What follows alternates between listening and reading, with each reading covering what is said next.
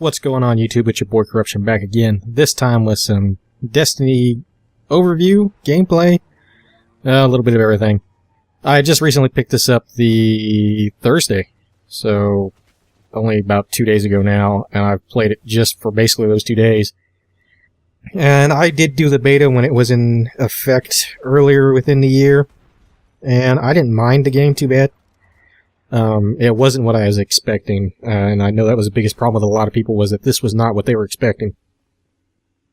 I don't really know if too many people understood what they were quite expecting. I do know that it was hyped to be kind of like another actual MMO game that was based on the FPS genre, but so far it just appears that it's Borderlands Halo style, and that's really the best comparison you can make. If you enjoyed Borderlands, you should enjoy this game, and Halo as well. It all kind of blends in, like I said, a Borderlands Halo, and it's not bad. It really isn't. I don't think too many people gave it the chance that it needs, but I enjoy this a lot better than Borderlands. Borderlands just never appealed to me in any way, and I think what's helping me here is that if Bungie does one thing right, it's world design and making them aesthetically pleasing. But when it came to the MMO aspect, there really wasn't a lot.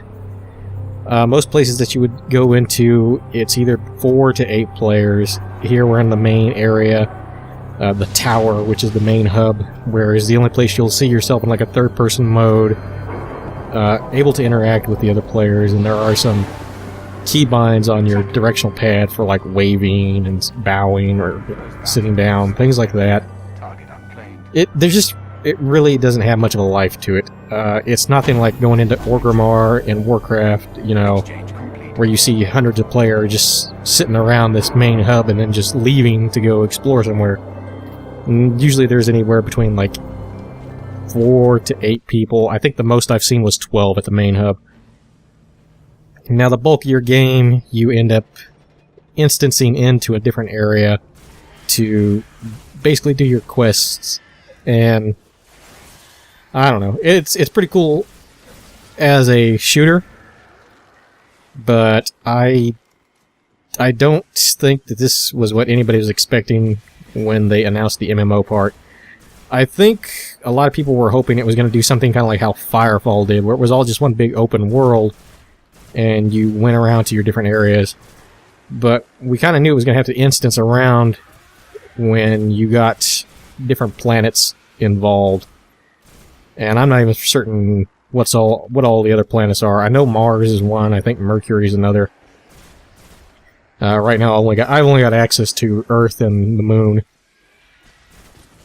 And those just seem very, very half-assed, I want to say. Especially Earth. Earth puts you in, quote-unquote, old Russia. And it's small. It really doesn't feel like there's much to it. And when you zone down to do any of your missions, you select your mission from the map, you still basically load into the same area to run to one of the set-piece positions to go do a quest at whatever was spawned in. So it's kind of hard to explain. It's a lot easier for people to understand once they actually see it in action. I don't know. It's hard to discuss this because I don't mind the game so much, but there is this point that how do I want to put this? That you're just expecting a little bit more exploration, I guess. It still feels very on rails, like any other single-player experience. And that's the reason I've always had a hard time buying $65 games that were single-player, especially for a shooter, because they have no replay value. They're usually done within a few hours, and I don't like it. But this, I sat there in front of the rack and I was debating and I finally just picked it up because I thought, well, it does have online, it does have a multiplayer to it, and it shouldn't be too easy to walk through. I do notice that they are planning to release DLC within a very short period of time. So I don't know how much content was actually added into the game and how much they held back and are just going to charge a DLC for. So it's kind of a shady proposition there, but we'll overlook that for now. And here again, going over some gear management type stuff. This fine and dandy for the MMO stuff, but really, you only have the one stat, which is defense.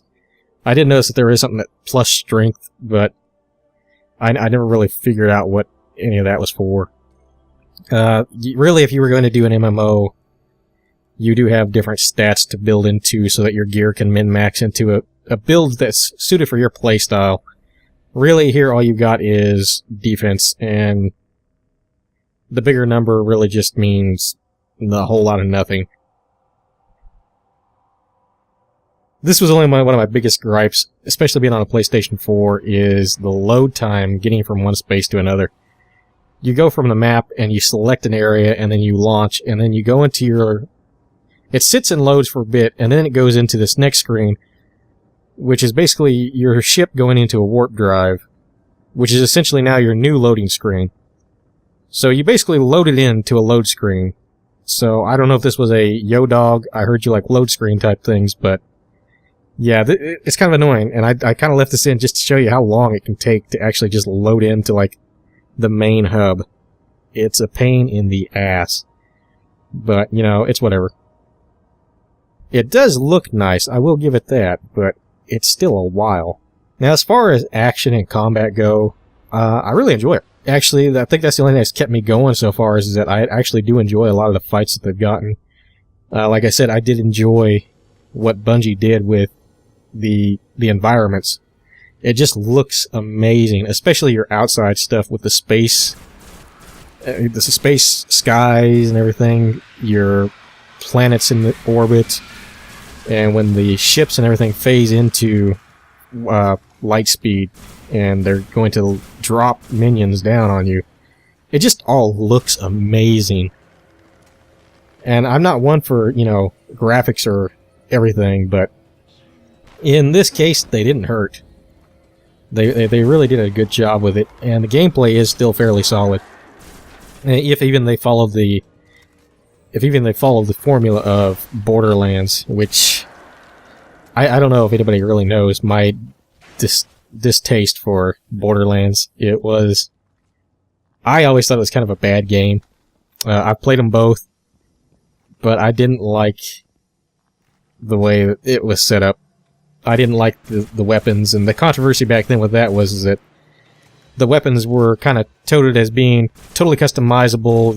You could get all these pieces to customize weapons and get your stats up until launch day, and we found out that no, all the weapons were already pieced together, and it was just random loot drops that decided the stats. So it was kind of a sham there. And I know that's what some people are probably basing their opinion on Destiny of, is kind of how Borderlands promised one thing and delivered a completely watered down version of what was said. And really that is what kind of happened here with Destiny. But is it completely bad? No. If it gets down to $40 to $50, I'd say go for it.